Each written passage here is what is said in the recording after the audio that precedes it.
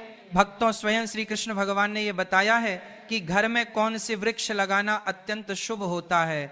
ऐसे वृक्ष न केवल अकाल मृत्यु को रोकते हैं, बल्कि घर में सुख, समृद्धि, आनंद और मां लक्ष्मी की कृपा को स्थायी बनाते हैं। भगवान कहते हैं, जो लोग संपन्न होते हैं वे अपने घरों में विशेष प्रकार के पौधे लगाते हैं। कृपया यह बताइए कि मनुष्य को अपने घर में कौन से वृक्ष अवश्य लगाने चाहिए, कौन से वृक्ष दरवाजे के सामने रोपने से दरिद्रता दूर होती है और कौन से वृक्ष लगाने से शत्रु, रोग, भय, भूत प्रेत जैसी बाधाएं समाप्त होती हैं। भगवान श्री कृष्ण मुस्कुराए और बोले, प्रिय रुक्मिणी, आज तुमने बहुत ही कल्याणकारी प्रश्न पूछा है। वृक्ष इस सृष्टि का आधार है। यह न केवल पर्यावरण को शुद्ध करते हैं, बल्कि घर परिवार में सकारात्मक ऊर्जा का संचार भी करते हैं। जब किसी घर के आंगन में शुभ वृक्ष लगाए जाते हैं, मैं तुम्हें बताऊंगा कि कौन से वृक्ष घर के पास लगाना शुभ है और कौन से नहीं। परंतु पहले एक प्राचीन कथा सुनो, जिससे यह स्पष्ट हो जाएगा कि कैसे सही या गलत पौधे लगाने से मनुष्य के जीवन में सुख या दुख आता है। भक्तों, उस कथा को सुनने से पहले यदि आप भी मां लक्ष्मी की कृपा चाहते हैं तो इस दिव्य संदेश को हृदय से स्वीकार करें, जय लक्ष्मी माता लिखें और अपने राशि चिन्ह के साथ कमेंट करें, ताकि आपको आपके भाग्य से जुड़े उपाय प्राप्त हो। अब कथा सुनिए। भगवान श्री कृष्ण बोले, बहुत समय पूर्व मध्य प्रदेश में एक सुंदर नगर था। वहां गोपाल नाम का एक वैश्य अपनी धर्म पत्नी सुमित्रा के साथ रहता था। एक दिन सुमित्रा ने अपने आंगन में कुछ पौधे लगाने का विचार किया। उसने बिना जानकारी के सिर्फ वे पौधे लगाए जो उसे देखने में सुंदर लगे, परंतु वे पौधे वास्तु के अनुसार अशुभ थे। धीरे धीरे घर में कलह बढ़ने लगी, गोपाल के व्यापार में हानि होने लगी, घर में तनाव बढ़ गया और दोनों पति पत्नी के बीच झगड़े बढ़ते गए। अंततः उसका व्यापार पूरी तरह नष्ट हो गया और वह निर्धनता का जीवन जीने लगे। गरीबी और भूख से तंग आकर गोपाल की पत्नी अत्यंत क्रोधित हो उठी। उसने अपने पति से कहा, अब और नहीं सहा जाता, कुछ काम धंधा ढूंढो, यूं बैठे रहने से तो भूख ही मार डालेगी। थका हारा जब घर लौटा तो बोला, प्रिय, कोई भी मुझे काम देने को तैयार नहीं है। अब मैं कहाँ जाऊं, किससे मदद मांगू? दोनों निराशा के समुद्र में डूब गए। गुजारे के लिए गोपाल ने पत्नी के सारे गहने तक बेच दिए।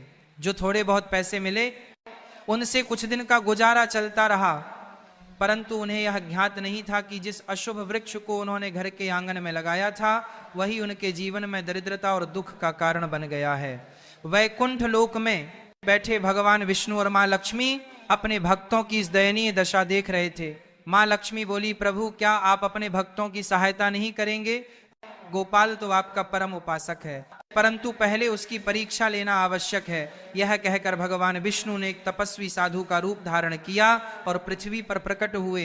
वह गोपाल के दरवाजे पर पहुंचे और विनम्र स्वर में बोले, वत्स, मैं एक तीर्थयात्री हूँ, कई दिनों से भूखा प्यासा भटक रहा हूँ। यदि तुम्हारे घर में थोड़ी सी जगह और थोड़ा सा अन्न मिल जाए तो बड़ा उपकार होगा।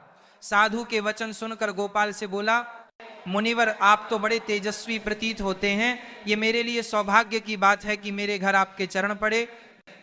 ये साधु अत्यंत पवित्र आत्मा है, हमें किसी भी तरह इनके भोजन की व्यवस्था करनी ही चाहिए। मैं गांव में जाकर कुछ धन उधार मांगता हूँ।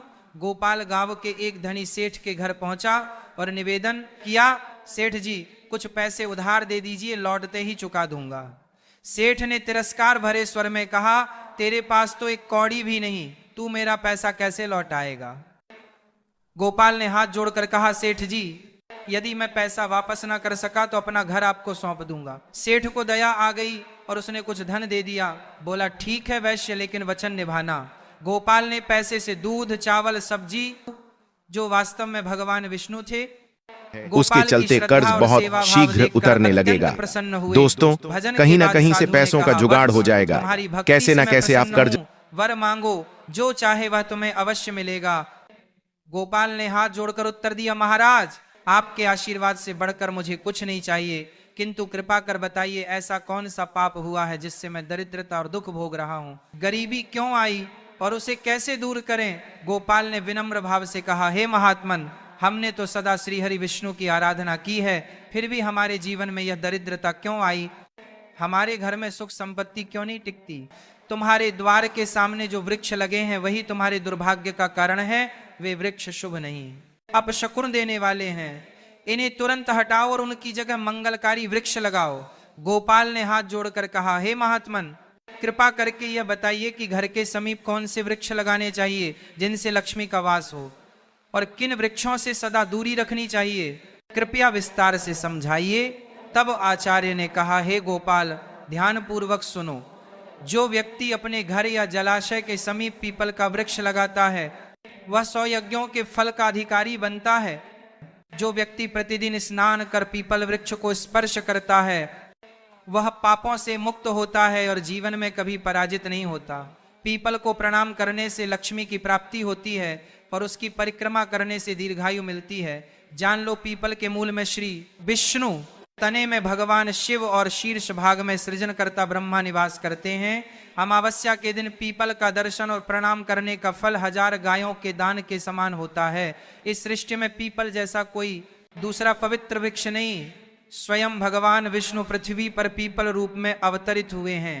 जो व्यक्ति पीपल की शाखा तोड़ता है या वृक्ष को हानि पहुंचाता है, दूसरे पुण्यदायी वृक्ष के विषय में आंवला धात्री का फल संपूर्ण जगत में प्रसिद्ध है पर परम पवित्र माना गया है।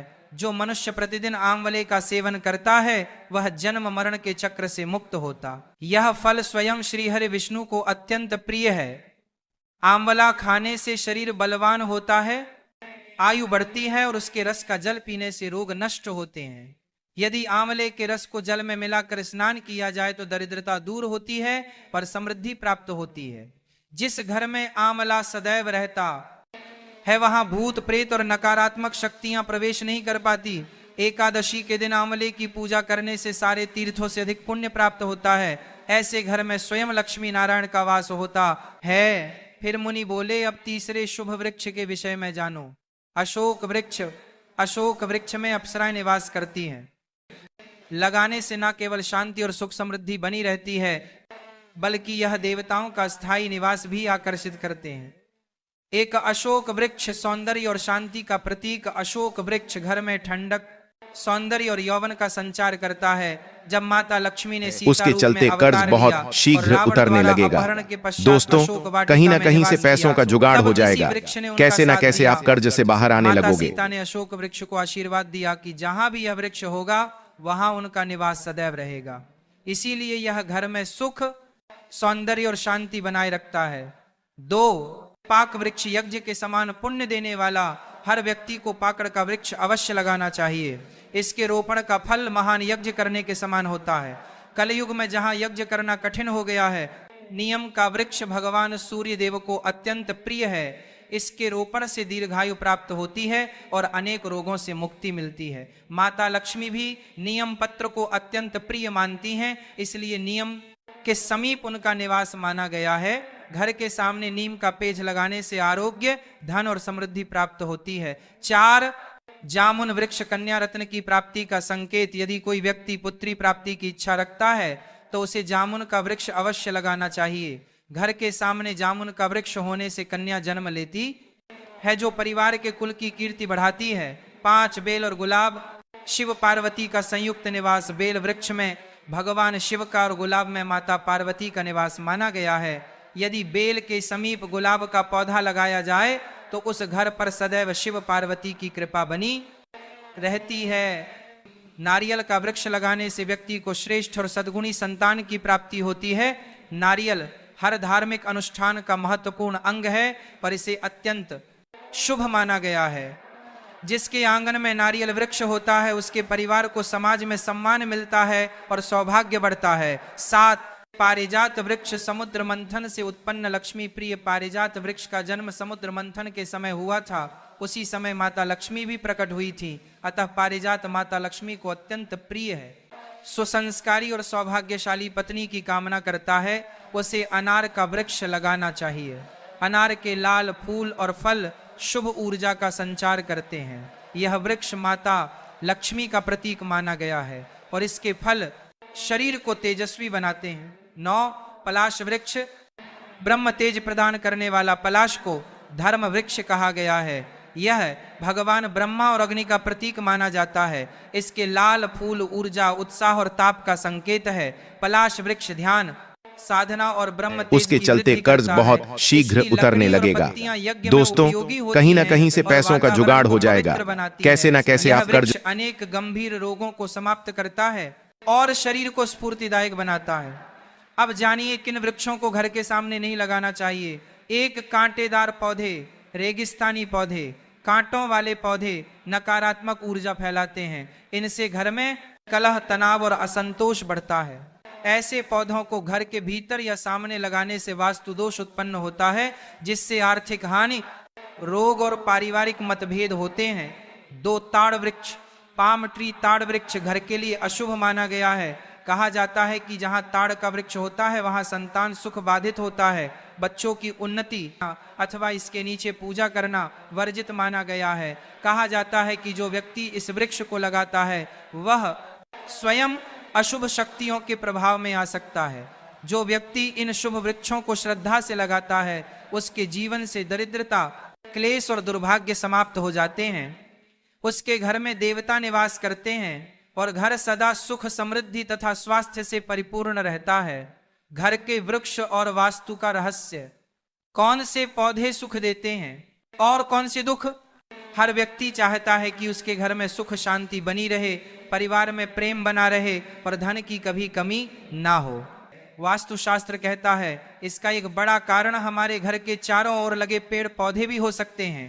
जिन पौधों से बचना चाहिए, जो पौधे या वृक्ष काटने या तोड़ने पर दूध जैसा रस छोड़ते हैं, उन्हें घर में या उसके आसपास कभी नहीं लगाना चाहिए। ऐसे पौधे नकारात्मक ऊर्जा फैलाते हैं। बबूल केसिया का वृक्ष घर के सामने लगाना अत्यंत अशुभ माना गया है। इससे घर में विवाद और विपत्ति आती है। बैर पलम का पेड़ भी घर के सामने नहीं होना चाहिए। यह नकारात्मकता बढ़ाता है और धन हानि का कारण बनता है। आम, मैंगो का पेड़ घर के बहुत पास नहीं लगाना चाहिए, क्योंकि इसकी छाया घर पर पड़ने से अशुभ परिणाम मिलते हैं। यदि पश्चिम दिशा में हो तो घर में दुख कष्ट का वातावरण बनता है। तुलसी, बेसिल यदि दक्षिण दिशा में रखी जाए तो बच्चों को कष्ट झेलना पड़ सकता है। किसी सूखे या मृत पेड़ की छाया घर पर पड़े तो यह मृत्यु का संकेत माना जाता है। ऐसे वृक्ष को तुरंत हटा देना चाहिए। कांटेदार पौधों का प्रभाव रेगिस्तान के पौधे जैसे कैक्टस आदि कठोर परिस्थितियों में जीवित रहने के लिए बने हैं। उनके तनों में पानी जमा रहता है और चारों ओर कांटे होते हैं ताकि कोई उन्हें छू ना सके। परिवार में छोटी छोटी बातों पर झगड़े बढ़ते हैं। मन बेचैन रहता है और धीरे धीरे गरीबी घर करने लगती है। इसलिए वास्तुशास्त्र और ऋषियों ने ऐसे पौधों को घर के भीतर या मुख्य द्वार पर लगाने से मना किया है। कौन से वृक्ष घर में सुख समृद्धि लाते हैं? वास्तुशास्त्र बताता है कि वे पौधे जो देवताओं से जुड़े हैं, घर में शुभता और दिव्यता लाते हैं। पीपल वृक्ष भगवान विष्णु को प्रिय है। इसकी पूजा करने से पितरों का आशीर्वाद और विष्णु कृपा दोनों मिलती है। तुलसी माता स्वयं लक्ष्मी जी का स्वरूप मानी गई है। जहां तुलसी होती है वहां दरिद्रता नहीं टिकती। आंवला, अशोक, आम प्रेरणादायक कथा कहा जाता है कि एक गृहस्थ जीवन भर गरीबी से जूझता रहा। घर में कलह, अशांति और धन की कमी बनी रहती थी। एक दिन एक संत उसके घर आए और बोले, बेटा तेरे घर की दरिद्रता का कारण केवल तेरे कर्म नहीं बल्कि तेरे घर के आसपास के पेड़ पौधे भी हैं। कांटेदार पौधे तेरे सौभाग्य को रोक रहे हैं, इन्हें हटा दे। पर तुलसी, केले और आंवले के पौधे लगा। गृहस्थ ने संत की सलाह मानी। कुछ ही समय में उसके घर का वातावरण बदल गया, व्यापार बढ़ा। इसलिए यदि आपके घर या आंगन में कांटेदार या अशुभ पौधे हैं तो उन्हें तुरंत हटाकर तुलसी, पीपल, आंवला या केले के पौधे लगाएं। देखिए कैसे धीरे धीरे आपके घर में शांति, धन और दिव्यता का संचार होने लगेगा।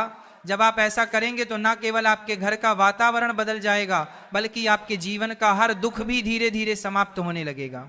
वास्तुशास्त्र का यह उपाय अत्यंत सरल है, परंतु इसका प्रभाव अत्यंत गहरा और चमत्कारी होता है। शुभ वृक्ष न केवल हरियाली लाते हैं बल्कि वे आपके घर में भगवान की कृपा को स्थायी रूप से स्थापित कर देते हैं। जहां भगवान की कृपा होती है वहां दरिद्रता नहीं टिकती पर धन संपत्ति अपने आप बढ़ने लगती है। इसलिए हे भक्तजनों, यदि आप चाहते हैं कि आपके जीवन में कभी धन की कमी ना हो, लगाएं पर उनकी प्रतिदिन देखभाल करें। यह उपाय अत्यंत सरल, प्रभावी और जीवन को बदल देने वाला है।